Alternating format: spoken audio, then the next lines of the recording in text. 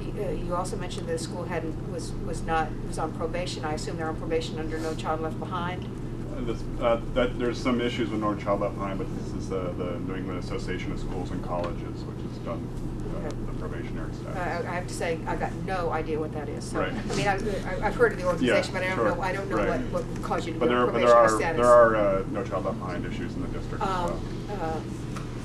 One of I think that No Child Left Behind has caused people to allocate their resources in different ways, which has meant sometimes we don't, we're not focused on actual educational issues, either for the students or for in terms of informing teachers.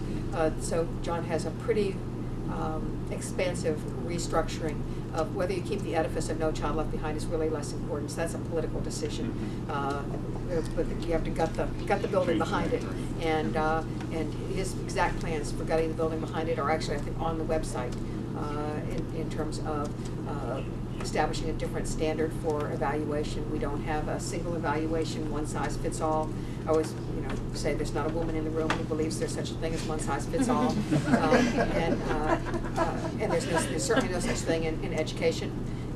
But we have a standard that applies to every single school, regardless of who what their population is, of what their economic constraints are, and we need to evaluate schools more and students independently.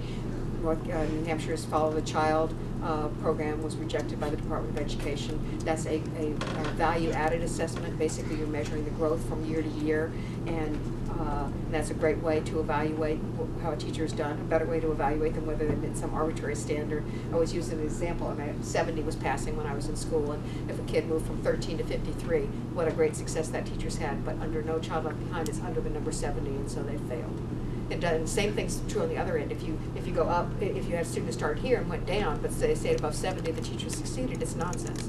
It doesn't give the teacher what they need, and provides, so schools can end up on probation, even though they've actually been succeeding with their particular populations. So you need a value-added assessment, growth model, whatever the language is, because there's different areas of the country that use different language. Follow the Child here. So that kind of a model alone will affect the ability of schools to allocate their resources more intelligently. And then also when there's a fix that needs to be done, we have to actually fund the fix.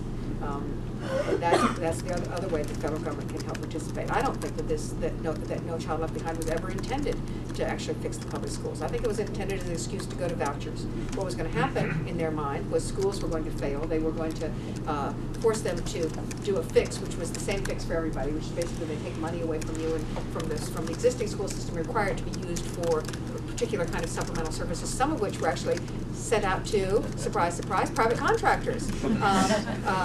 Some of that money sent out. So, it was the public school system was being deprived of that money. It was still stayed for that student, but not necessarily in terms of this is again the one-size-fits-all, not only one-size-fits-all testing, one-size-fits-all remedy. So John does something called school-wide assessment teams, was something that was very successful in North Carolina. You send in specialized teachers, resource teachers, people who look at the buildings themselves and say, why are we not seeing growth in this school? And when they figure out why, in North Carolina they're extraordinarily successful in that. Like 80% of elementary schools were turned around the second year.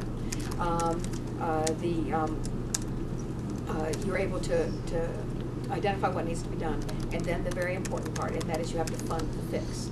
If they funded the fix, for example, in the school in Swansea, is that the one you're mentioning, that you might not see the situation you're seeing.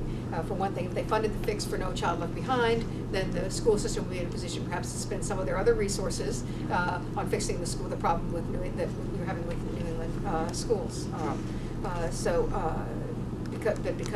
Because they're not funding the particular problems that are addressed, they're in an impossible bind. I mean, you have $1 and you have five places to spend it.